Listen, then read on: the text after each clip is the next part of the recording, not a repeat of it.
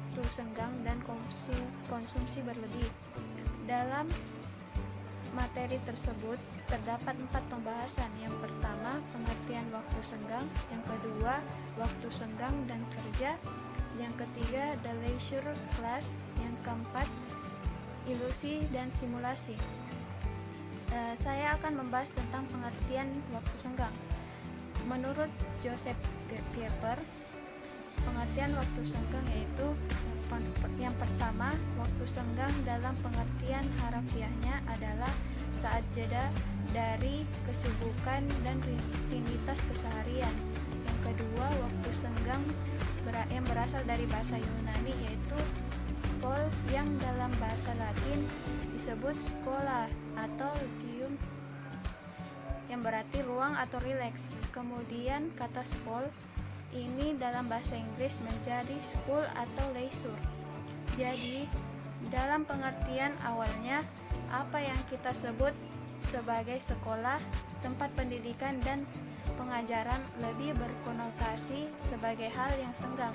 Yang ketiga, waktu senggang bukanlah sikap atau attitude atau tindakan atau act yang terjadi karena kekuasaan, pengaruh, dan tekanan dari luar, melainkan mesti dipahami sebagai sikap, mental, dan spiritual. Yang keempat, waktu senggang adalah sebuah seni bersunyi. Yang kelima, waktu senggang hanya mungkin ketika manusia menyatu dengan dirinya sendiri. Sekian dari saya lanjutkan ke pemateri selanjutnya.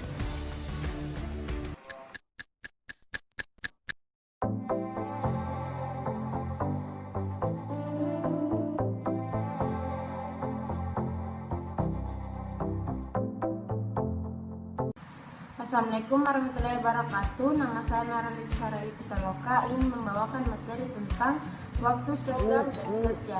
Dalam kehidupan masyarakat kapitalisme, mengisi waktu senggang untuk kegiatan kreatif, bukan untuk kerja produktif, umumnya akan dipandang sebagai tindakan yang sia-sia, pemborosan, dan karena itu identik dengan perilaku malas yang berbeda dengan spirit kerja yang selalu didengung-dengungkan kelompok kapitalis.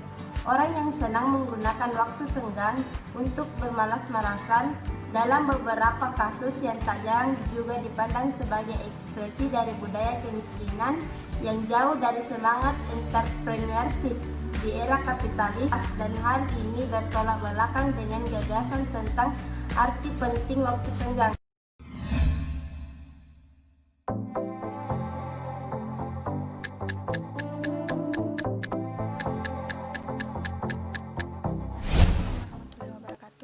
Saya atas nama Anisha Pungmaina Asus dari kelompok 9.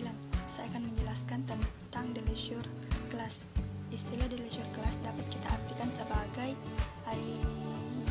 kelas pemboros. Istilah ini menunjukkan bahwa the leisure class merupakan teori yang menjelaskan tentang perilaku seseorang dalam menggunakan waktu luangnya. Dalam perkembangan zaman, the leisure class diartikan menjadi kelas pemboros seperti yang dijelaskan oleh Veblen. Menurut Veblen, mereka adalah sekelompok masyarakat yang cenderung menggunakan waktu luangnya untuk mengembangkan perilaku konsumsi, bahkan sampai dalam skala yang berlebih, atau sering disebut sebagai kelas pemboros yang memboroskan uang, tenaga kerja, waktu, dan menikmati gengsi serta status sosial yang tinggi. Ada 4 ciri yang menonjol dari the leisure class itu sendiri. Yang pertama, the leisure class karena sudah kaya dan elit, kelompok ini cenderung menggunakan waktu luangnya dan menganggap bahwa kerja keras serta kegiatan yang berhubungan dengan pencarian nafkah sehari-hari merupakan hal yang tabu untuk mereka kerjakan, dan hal-hal seperti itu hanya merupakan kewajiban dari kelas sosial yang di bawah mereka. Yang kedua adalah the leisure class, pendemonstrasi kebebasan dan kemewahan. Kelompok ini cenderung melakukan konsumsi yang mencolok mata dan hanya memikirkan dirinya sendiri. dan memiliki waktu luang yang lebih. Yang ketiga adalah kelompok the leisure class yang hanya memajukan dan memamerkan budi bahasa yang mereka miliki sendiri, dan mereka merubah struktur dan sistem sosial sesuai dengan apa yang mereka inginkan. Dan yang keempat adalah the leisure class yang memiliki sikap dan keberanian untuk melakukan hal-hal yang tidak lazim dilakukan, seperti menggunakan cara yang kotor, seperti melakukan kekerasan dan korupsi, hanya demi untuk mencapai keinginan dan tujuan mereka sendiri. Sekian dari saya. Wassalamualaikum warahmatullahi wabarakatuh.